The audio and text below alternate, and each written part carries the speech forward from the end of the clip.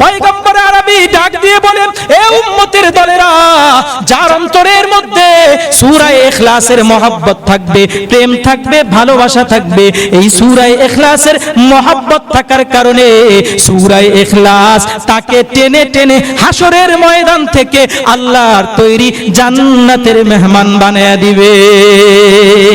সাহাবা একরাম বলে, আমরা পয়গম্বরের সঙ্গে কোন অসুস্থ ব্যক্তিকে দেখার জন্য যাচ্ছিলাম, হঠাৎ করে আল্লাহর নবী ডাক দিয়ে বলে, সাহাবীরা রে, ওয়াজাবাত তথা ওয়াজিব হয়ে গেছে। আমরা বললাম, মা ওয়াজাবাত, ও পয়গম্বর কি ওয়াজিব হয়েছে? আল্লাহর নবী জবাব দেয়, আল জান্নাহ। ওরে সাহাবীরা, আল্লাহ তাআলা ওই যেই ব্যক্তিকে আমরা দেখার জন্য যাইতেছি, ওই ব্যক্তির জন্য আল্লাহ তাআলা জান্নাতকে ওয়াজিব করে দিয়েছে। অসুস্থ সাহাবীকে দেখার জন্য কিছু সাহাবীদেরকে নিয়ে নবীজি যাইতেছেন দেখার জন্য। যখন বাসার কাছাকাছি গেল, তো আল্লাহর নবী হঠাৎ করে বলল, ওয়াজাবাত, ওয়াজিব হয়ে গেছে। সাহাবীরা হঠাৎ করে বললেন, ইয়া রাসূলুল্লাহ, ইয়া হাবিবাল্লাহ, হঠাৎ করে বললেন ওয়াজিব হয়ে গেছে। তো কি ওয়াজিব হয়েছে? কয় জান্নাত ওয়াজিব হয়ে গেছে। এখন প্রশ্ন আসে না যে জান্নাতটা কেন ওয়াজিব হয়েছে, কোন আমলের কারণে ওয়াজিব হয়েছে? প্রশ্ন আসে কি আসে না?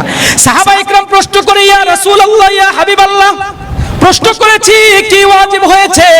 জবাব দিয়েছেন জান্নাত ওয়াজিব হয়েছে।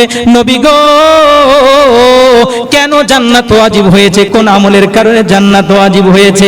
আল্লাহর নবী বলে, সাহাবীরা রে, তুমি কি শুনতে পাও না? তোমরা কি শুনতে পাও না? ও আমার সাহাবীরা, তোমরা কি শুনতে পাও না?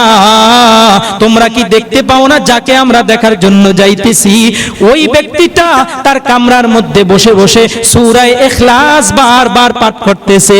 আর এই সূরা ইখলাস বারবার তেলাওয়াত করার কারণে আমার আল্লাহ ওই ব্যক্তির উপরে সন্তুষ্ট হইয়া, রাজি হইয়া, খুশি হইয়া ওই ব্যক্তির জন্য আল্লাহ পাক রব্বুল আলামিন জান্নাতকে ওয়াজিব করে দিয়েছে। হযরত ওমর রাদিয়াল্লাহু তাআলা আনহু বলেন, নবীর কোন সাহাবী, নবীর কোন বান্দা, নবীর কোন উম্মত যদি ফরজ নামাজের পরে 10 বার সূরা ইখলাস পাঠ করে, আল্লাহর নবী ডাক দিয়ে বলে, বানাল্লাহু লাহু বাইতান ফিল জান্নাহ, ওই উম্মতের জন্য আল্লাহ পাক রব্বুল আলামিন জান্নাতের মধ্যে স্বর্ণ কমল একটা বালাখানা, একটা ঘর আল্লাহ তাআলা তৈরি করে দিবেন। 10 বার 20 বার তেলাওয়াত করবে, 2টা বালাখানা তৈরি করে দিবেন। 30 বার তেলাওয়াত করবে, 3টা বালাখানা আল্লাহ পাক রব্বুল আলামিন তৈরি করে দিবে। আল্লাহর নবী বারবার বলতেছে, যতবার 10 বার করে বলবে, ততবারই আল্লাহ তাআলা একটা বালাখানা তৈরি করে দিবে। হযরত ওমর ডাক দিয়ে বলে, ওয়া মা যাদা ইয়া রাসূলুল্লাহ, ও গো পয়গম্বর, কোন বান্দা যদি 40 বার 50 বারের চাইতেও বেশি দৈনন্দিন সূরা ইখলাসের তেলাওয়াত করে, তার জন্য আল্লাহ তাআলা কি বরাদ্দ করবে? আল্লাহর নবী ডাক দিয়ে বলে, ও সাহাবীরা রে, উম্মতের দলেরা, আল্লাহু আওসাউ, আল্লাহ পাক রব্বুল আলামিন এর চাইতে উত্তম এবং অধিক পরিমাণে জান্নাত ওই ব্যক্তির জন্য বাজেট করে দিবে। আল্লাহর নবীর কোন উম্মত দৈনিক যদি 50 বার সূরা ইখলাস পাঠ করতে পারে, কতবার? জোরে বলে। 50 বার পাঠ করতে পারে, আল্লাহর নবী ডাক দিয়ে বলে, গুফিরা লাহু মা তাকদ্দামা মিন যামবিকা 50 সানা।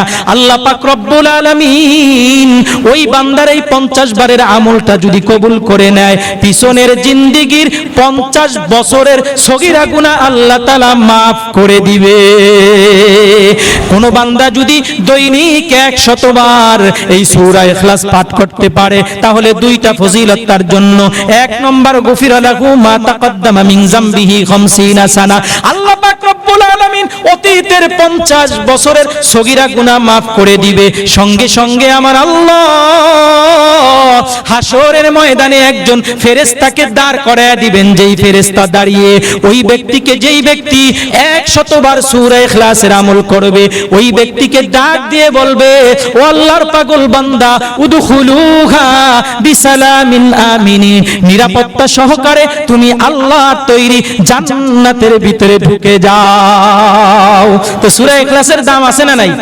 জোরে বলেন, আছে না নাই? ওরে মুসলমান ইমানদার, যেই বান্দা রাত্রিবেলা 30 বার সূরা ইখলাস তেলাওয়াত করবে, আল্লাহ পাক রব্বুল আলামিন বলে ওই বান্দার জন্য আল্লাহ পাক রব্বুল আলামিন হাসরের ময়দানে যে বান্দার আমলনামার ওজন করবে, ওই হিসাব নিকাশ আল্লাহ তাআলা আসান করে দিবে। শুধু তাই নয়, কোন বান্দা যখন গোরস্থানের পাশে দাঁড়াইয়া 10 বার সূরা ইখলাস পাঠ করবে, আর ওই কবরস্থ ব্যক্তিরা যদি ঈমান সহকারে মৃত্যুবরণ করে থাকে, এই সূরা ইখলাসের এত পাওয়ার, এত পাওয়ার, সূরা ইখলাসের বরকতে আল্লাহ তাআলা ওই গোরস্থানের মধ্যে যত মাইয়িত শায়িত থাকবে, সমস্ত মাইয়িতকে আল্লাহ তাআলা চিরস্থায়ীভাবে maaf করে দিবে। শুধু তাই নয়, যেই বান্দার মনে চায়, আল্লাহর নবী ডাক দিয়ে বলে, সাহাবীরা রে, তোমাদের কি মন চায় না তোমরা যখন ঘুমানোর জন্য যাইবা এক খতম কোরআনের তেলাওয়াত করে তোমরা ঘুমাইবা?